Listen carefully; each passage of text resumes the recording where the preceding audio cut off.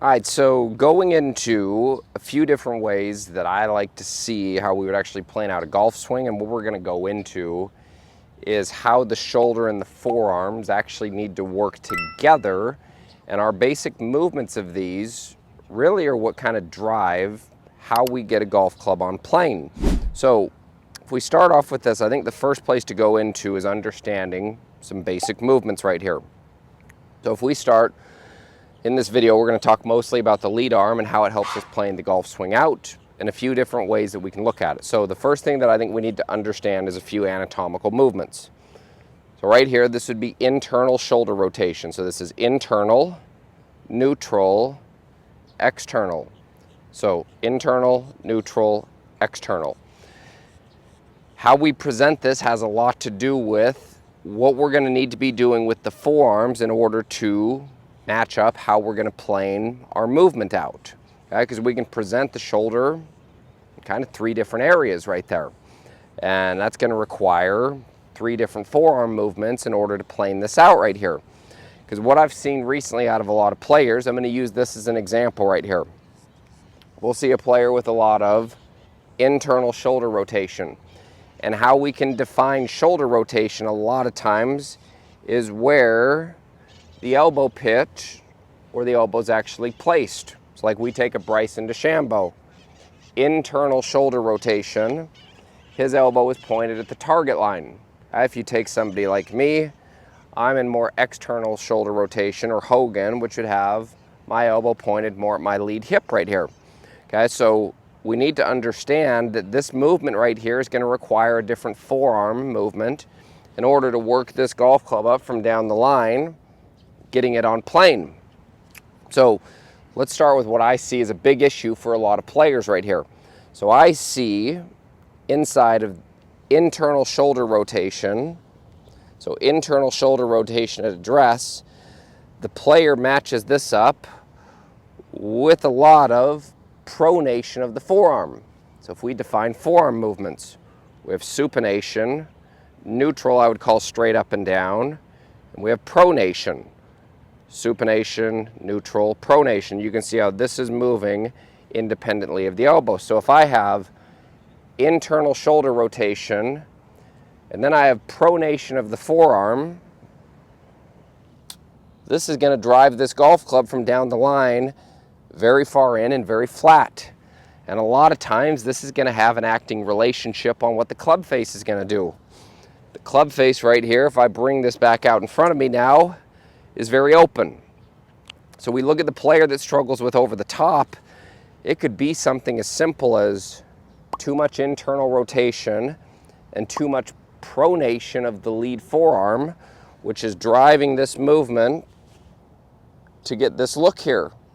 Because for me to now come from the inside, this is either going to come from a mile in, or what we'd probably see most of us do here is we tip the golf club the opposite way on the way down. So we need to be able to sync this up the proper way. So I'm going to explain how to do it if you are externally rotated in the shoulder, and also if you're internally rotated in the shoulder. So if we started off externally rotating the shoulder here from face on, I'm going to look down like I'm doing a bicep curl right here. So from in here, this will probably start the forearm into more supination. The direction that your thumb points will help you out with that. So this would be external rotation and supination here. So I'm going to bring this back to neutral, to where my thumb would be pointed straight up and down. So when I grip the club here, if I stay in external rotation now and I rotate the forearm into pronation, from down the line what you'll see is that actually starts to bring the golf club parallel to the target line, and as it works up this inclined plane, you can see how that would be keeping this golf club more on plane here.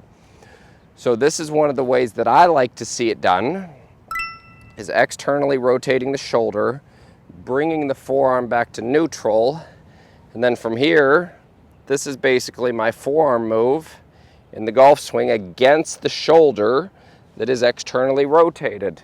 You can see how this would drive a plane right there that would keep this on what our starting position was, our starting incline plane right there. Okay? If we go into external rotation and we stayed, or let's say we went external rotation, we went supination, we would see a golf club work like this. So how we sync these two pieces up is very important. So if you like the idea of how Hogan's set up right here, externally rotate the shoulder, bring the forearm back to neutral, and then basically our only timing element is how the thumb would move from neutral right here into what we would call pronation. This right here is what is driving our swing plane, especially when we see this from down the line. So keeping the shoulder external, there would be my amount of pronation that I would need to see in my forearm to plane this golf club out.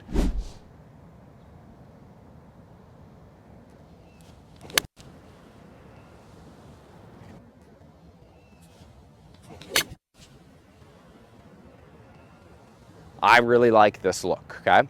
Not saying it's the only way to do it, but I think it's a very good option. Now let's go to the player that is internal with the shoulder. So internal rotation of the shoulder again. This would be internal rotation of the shoulder. That's probably going to start the forearm into more pronation. So sometimes we'll see players with really strong grips. If we look at how a guy like Bryson DeChambeau manages this, as he goes internal, and he from here, if I hold my elbow joint and I rotate this back to neutral, this is working back into an end range of motion, supination. And so this would be a slightly weaker lead hand grip inside of this internal rotation. And there's not a whole lot of change in this. This is basically staying the same. We might be adding a little bit of radial deviation. We're definitely going to be adding some extension in the trail wrist. But I will say I understand why there are players that like to do this, because there might be less moving parts. For me, the grip feels uncomfortable. It's one of the reasons I haven't done it, and I've developed a skill set to be able to square the club up from the way that I do it.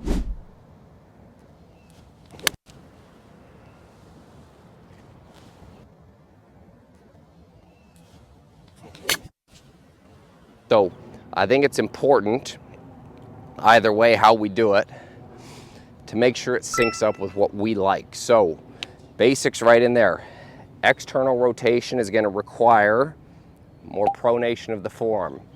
Internal rotation of the shoulder is going to require a little bit more supination, so that we have the ability to work this golf club up on this plane, back down on our plane, so that we have the ability to square the face up, I would say. So a couple different ways of looking at it.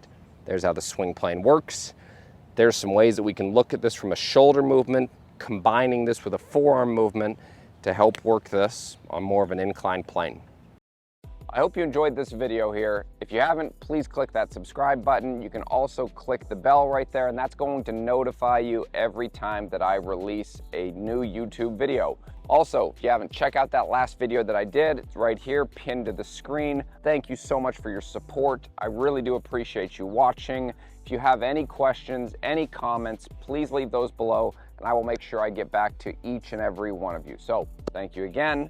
Appreciate your support. We'll see you next time.